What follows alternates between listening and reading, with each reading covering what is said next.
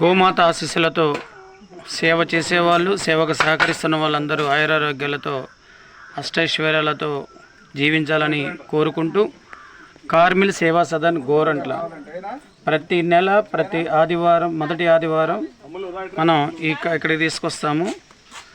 So ఈరోజు సేవ చేయడానికి అమ్ములు, తర్వాత మన చైర్మన్ గారు అమ్ములు శేషమ్మ గారి యొక్క కుమార్తె శేషమ్మ గారు, సుందర్ గారు, అలాగే వెంకట్రావు గారు, వెంకటేశ్వర్లు గారు, నేను వచ్చాము. ఇక్కడ ఈ కార్మిల్ సేవా సదన్లో సుమారుగా 80 మంది మానసిక వికలాంగులు ఉంటారు. వారు ఏం చేస్తారో ఏంటో వారికి కూడా తెలియదు. సరైన వస్త్రాలు కూడా వారు ధరించరు. అలాగే మలమూలాలను కలుపుకొని ఉంటూ ఉంటారు.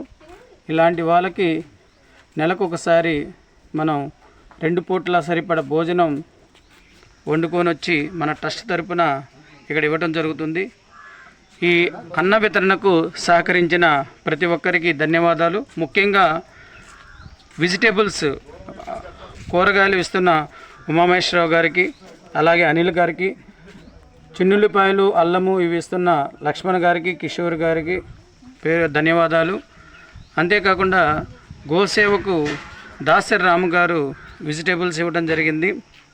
మనకి ప్రతి నెల కాల్వ వెంకటేశ్వర్లు గారు, శేషమ్మ గారు, శరతబాబు గారు, రాగం శ్రీకాంత్, అలాగే ఐనుమూల శ్రీనివాసరావు గారు, మన కాలువ వెంకటేశ్వర్లు గారి శిష్యుడు ఐర్లాండ్లో ఉంటారు, మక్కెన మణికంఠ గారు 3000 రూపాయలు అన్న వితరణకు కానివ్వండి గోసేవకి పంపించడం జరిగింది.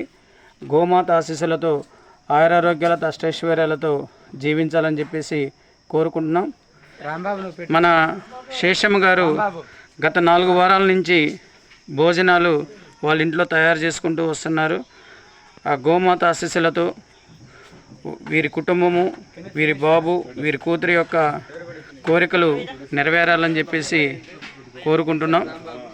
ఈ సేవకు వెంకట్రావు గారు, గోరంట్ల వాస్తవ్యులు, అలాగే సుందర్ గారు, చైర్మన్ రాజు గారు, అలాగే కాల వెంకటేశ్వర గారు, అమ్ము శేషం గారు, మన వెంకట్రావు గారి యొక్క స్పందన తెలియజేయవలసిందిగా కోరుతున్నాను.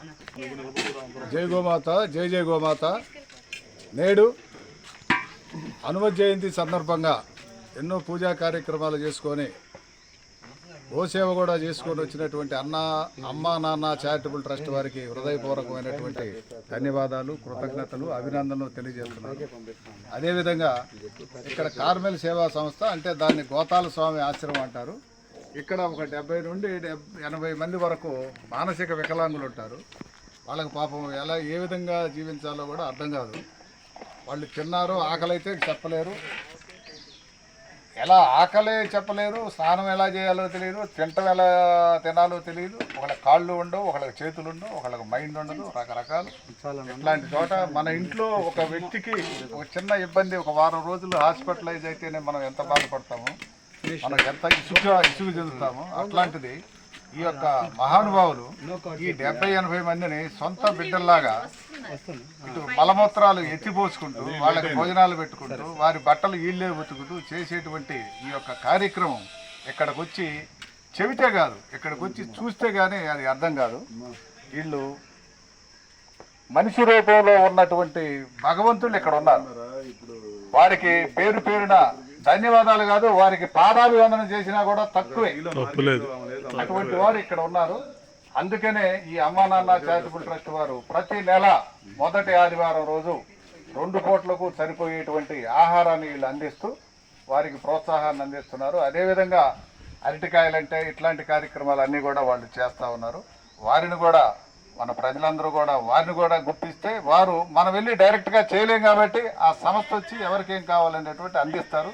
వాళ్ళు కూడా వాళ్ళ కుటుంబాలతో కూడా అమ్మా నాన్న చారిటబుల్ ట్రస్ట్ దినదినాభివృద్ధి చెంది ఎంతోమంది ప్రజలకు, పేద ప్రజలకు చేయూతనిచ్చి వారిని ఆదుకుంటానికి మన వంతు సహాయం కూడా చేయాలని చెప్పి మనస్ఫూర్తిగా కోరుకుంటూ, ఈరోజు అన్న వితరణ కార్యక్రమం ఇంత వేడివేడిగా రుచికరంగా చేసినటువంటి శేషమ్మ గారికి ధన్యవాదాలు. అదేవిధంగా వారి కుమార్తె అమ్ములు, పేరు అమ్ములు, ఈరోజే వచ్చింది ఆ అమ్మాయి కూడా.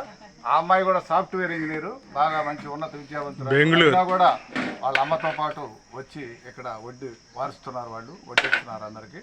చూడండి ఇట్లాంటి కార్యక్రమాలు మరెన్నో అమ్మ శేషమ్మ ఇట్లాంటి కార్యక్రమాలు మరెన్నో చేయాలని, అదేవిధంగా మమ్మల్ని కూడా అందులో భాగస్వాములు చేయాలని చెప్పి.